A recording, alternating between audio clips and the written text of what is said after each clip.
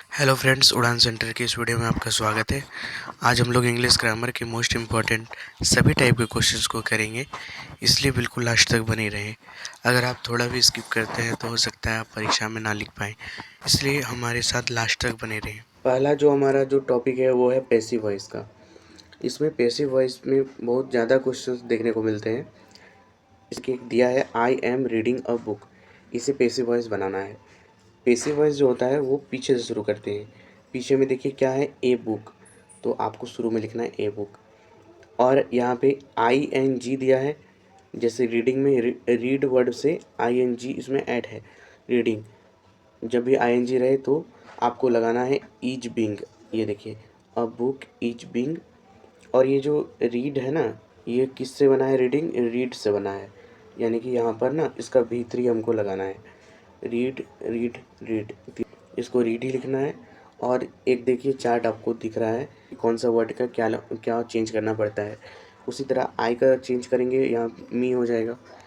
इस तरह से हमारा a book is being read by me. अगला एग्जांपल देखिए और क्लियर होगा। हमारा अगला क्वेश्चन है, बॉयज़ आर प्लेइंग फुटबॉल। हम लोग क्या करते हैं, एंड से लेते हैं। एंड में क्या है, फुटबॉल, तो हम लोग शुरू में फुटबॉल लिए। और इसमें क्या है, आई एन जी वाला है। ये देखिए प्लेइंग जो है ये आई एन जी वाला है। इसके लिए हमको ईज बिंग लेना है, जैसे कि पिछला में भी ईज बिंग लिए थे, वैसे ही ईज बिंग लेना है। और उसके बाद लेना है हमको V3, यानी वर्ब का तीसरा रूप। प्लेइंग जो बना है ये प्ले से बना है, और प्ले का तीसरा रूप क्या है, प्लेड। प्ले प्लेड प्लेड, यानी तीसरा रूप प्लेड, तो यहाँ प्लेड लिख दिए।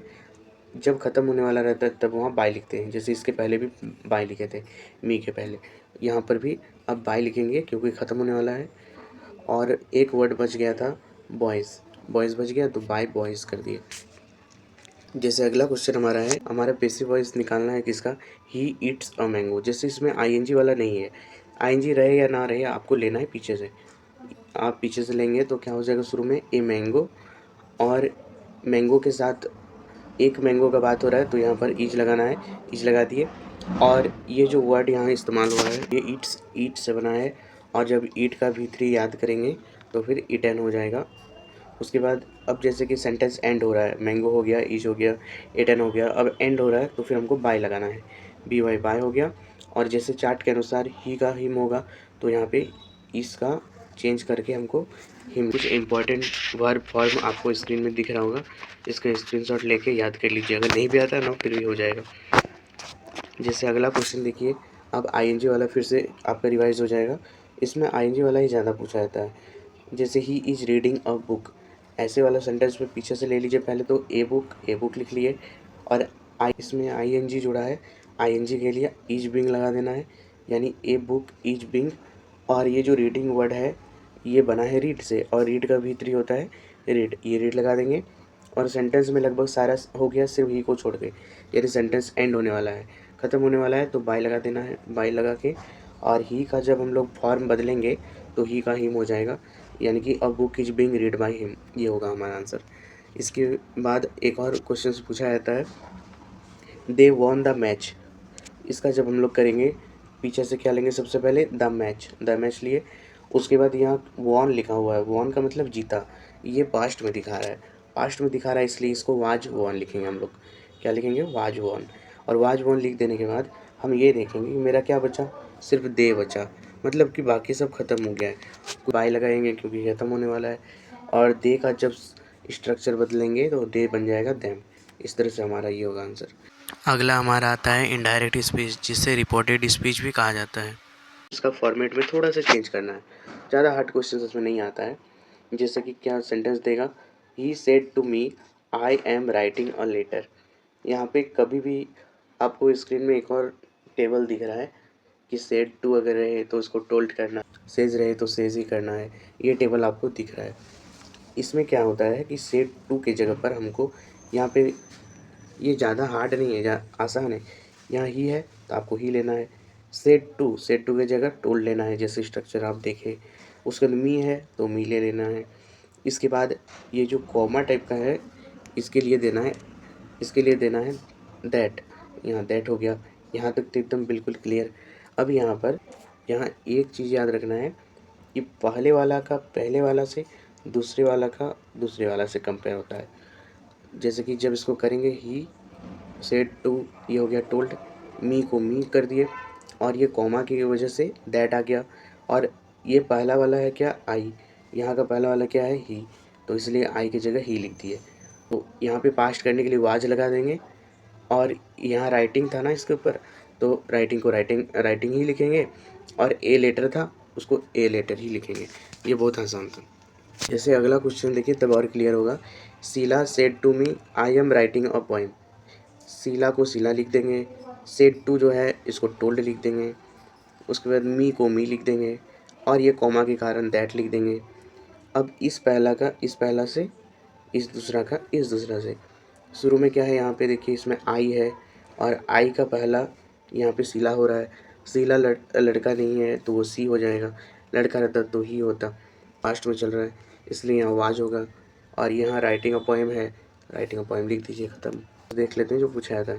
सी said to me I am playing cricket, इसमें वही करना है, सी है तो सी लिख दीजिए, सेड टू की जगह टोल्ड लिख दीजिए, मी है मी लिख दीजिए, उसके बाद यहाँ कॉमा आ रहा है तब दैट हो गया।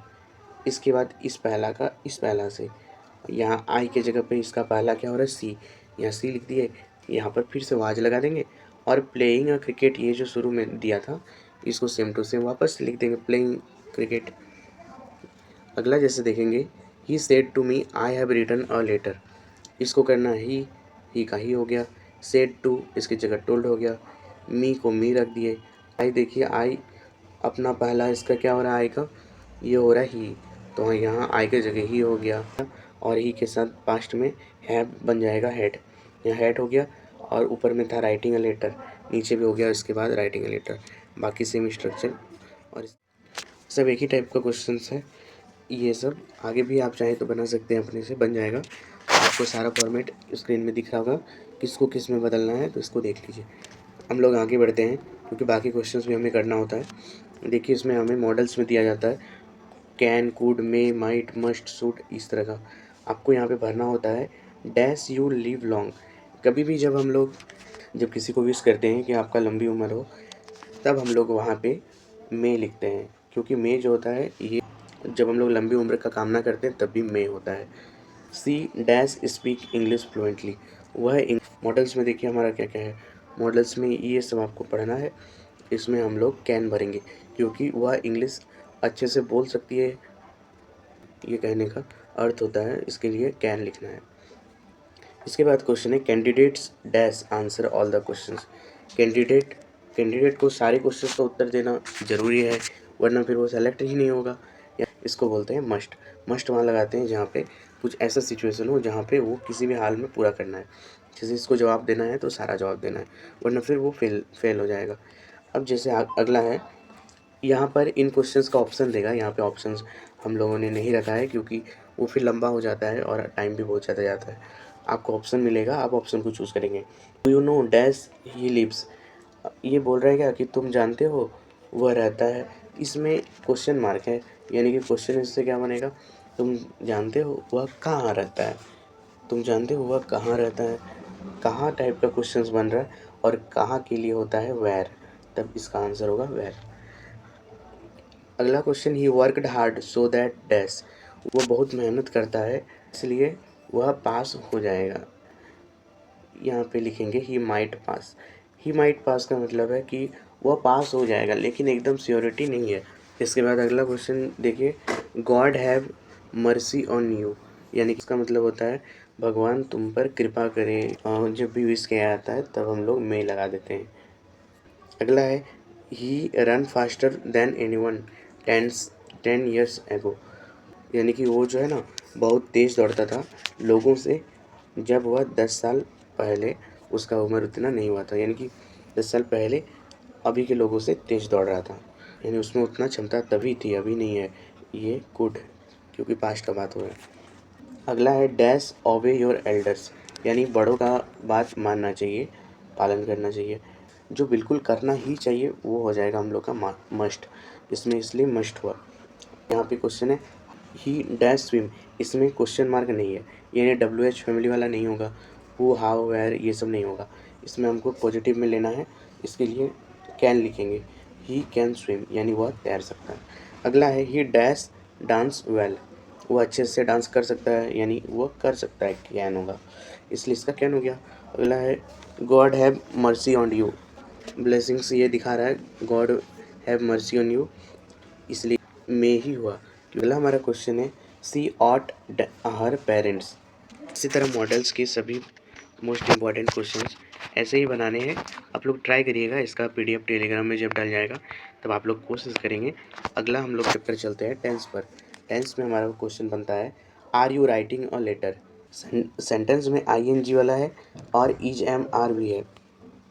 जब आईएनजी और इज एम आर दोनों आ जाए तो ये प्रेजेंट का दूसरा रूप है, जिसको बोलते हैं प्रेजेंट कंटिन्यूअस टेंस। ये होगा हमारा प्रेजेंट कंटिन्यूअस टेंस। अगला है she always dash the truth, वो हमेशा क्या बोलती है, सच बोलती है। यहाँ पे ना ऑलवेज का बात हुआ है, यानी हमेशा बोलने का बात हुआ है, और हमेशा, आदत, रेगुलरली, ये सब चीज़ दिखाने के लिए हम लोग प्रेजेंट इंडेफिनिट का इस्तेमाल करते हैं, यानी इसके अनुसार स्पीक्स हमारा आंसर होगा। अब है I reading English since Monday, मैं मंडे से इंग्लिश पढ़ रहा हूँ, लेकिन यहाँ कौन सा मंडे वो पता नहीं चल रहा है, और वर्ब यहाँ पे हैव बीन होगा, क्योंकि आई के साथ हैज़ बीन नहीं लगता है, यहाँ पे वर्ब हैव बीन होगा। अगला है we have been playing for 2 hours is an example of we have been playing for 2 hours. ये कैसा टाइप का एग्जाम्पल है, कैसा टेंस का, ये present perfect continuous tense, present का लास्ट फॉर्म है प्रेजेंट परफेक्ट कंटिन्यूअस टेंस। हमारा अगला क्वेश्चन है आई डैश लिविंग सिंस 2004, ये जो है ना 2004 से रह रहा है। इस तरह का क्वेश्चन में हैज़ बीन हैव बीन आपको लगाना है, ठीक है, तो यहाँ पे लग जाएगा हैव बीन। अगला क्वेश्चन है I dash football for 5 years, वो 5 साल से क्रिकेट खेलता आ रहा है। तो ये जो है ना, ये खेलता आ रहा है, ऐसे टाइम का वो दो जो इतना समय से होता आ रहा है, तो उस टाइम में हैज़ बीन हैव बीन होता है, तो यहाँ पे आई के साथ हैव बीन लगेगा, और फुटबॉल खेलना जाता है, इसलिए हैव बीन प्लेइंग हमारा आंसर होगा। ही dash the place a few months back, वह उस जगह में एक बार फिर से विज़िट किया, ने पहले जहाँ पे विज़िट किया था, यानी फिर से विज़िट किया, तो कुछ महीना पहले विज़िट किया था का पास्ट रूप विजिटेड, यहाँ हमारा विजिटेड हो गया आंसर। इसी टाइप का ही क्वेश्चन है, कुछ हार्ड नहीं है, फिर भी कोशिश करिएगा, और ये बाकी क्वेश्चंस को आप स्क्रीनशॉट ले सकते हैं, उसके बाद बनाइए, और जहाँ पे प्रॉब्लम हो आप कमेंट कर सकते हैं। आपका क्वेश्चन उसका सॉल्यूशन करना हमारा कर्तव्य है। अगला हमारा जो आता है वो आता है ट्रांसफॉर्मेशन में, इसमें रिमूव टू करना है, ठीक है, इसमें जो जो सेंटेंस में जहाँ जहाँ टू है उसको चेंज करके दूसरा लिखना है। जैसे आपको दिया है the bird is too small to fly, यहाँ टू का जो मतलब होता है वो होता है बहुत, यानी चिड़िया बहुत छोटी है कि वो उड़ नहीं सकता है। हमें लिखना है इसको द बर्ड इज, और जहाँ पे टू है उसको लगा दीजिए सो, द बर्ड इज टू की जगह सो स्मॉल दैट, ये वाला ना आपको थोड़ा दिमाग से लगाना पड़ेगा कि स्मॉल के बाद आपको दैट लगाना है, और चिड़िया का बात हो रहा है तो इट कैन नॉट फ्लाई, ऐसे करके लिखना होता है। जैसे he is lazy to work है ना, तो ही इज टू की जगह so lazy that he can not write. इस तरह से आपको लिखने का कोशिश करना होगा। 2-4 एग्जांपल ये सब देख लीजिए।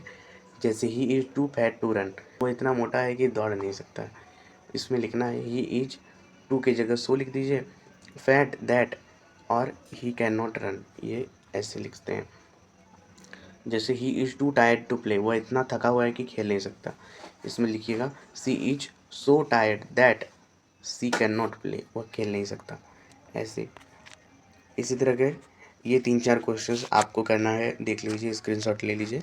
हम लोग अगला टॉपिक पर चलते हैं, जो कि है ट्रांसफॉर्मेशन का अगला पार्ट, जो कि है इनटू नेगेटिव। इसमें कन्फ्यूज़न बहुत ज़्यादा रहता है। इसमें जैसे क्या है, आई विल रिमेंबर यू, यानी मैं तुम्हें याद रखूँगा, ये पॉजिटिव में है। इसे नेगेटिव में बनाएंगे तो ये नहीं बनाएंगे कि मैं तुम्हें भूल जाऊँगा, ऐसे नहीं, इसमें बनाना है कि मैं भूल जाऊँ, ये नहीं होगा, या इसका मतलब होता है कि आप उसे याद रखेंगे, ठीक है, इस तरह घुमा के आपको बनाना है। जैसे आपको बनाना है आई विल रिमेंबर को यहाँ पे क्या लिखे हम लोग, नॉट फॉरगॉट या फिर नॉट फॉरगेट, और यू को यू लिख दिए, ठीक है। रिमेंबर यानी याद रखना, याद रखना को क्या बोलते हैं, नहीं भूलना, यानी नॉट फॉरगेट इसकी जगह लगाए। जैसे ऑलवेज स्पीक द ट्रूथ, हमेशा सच बोलो, तो इसको हम लोग बनाएंगे तो ये बोलेंगे नेवर टेल अ लाई, कभी झूठ मत बोलो। इसको बार बार देखने पर ये दिमाग में सेट हो जाता है। जैसे मैन इज मोर्टल, यानी आदमी जो है ना ये मरणशील है, तो यहाँ पे मोर्टल को लिखना है नॉट इमोर्टल, यानी अमरणशील नहीं है।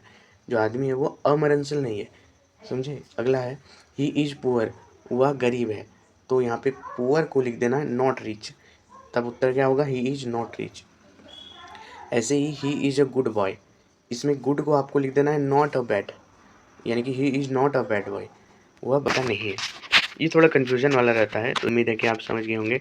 अगला जो हमारा पूछा जाता है वो है असर्टिव और इंट्रोगेटिव सेंटेंस।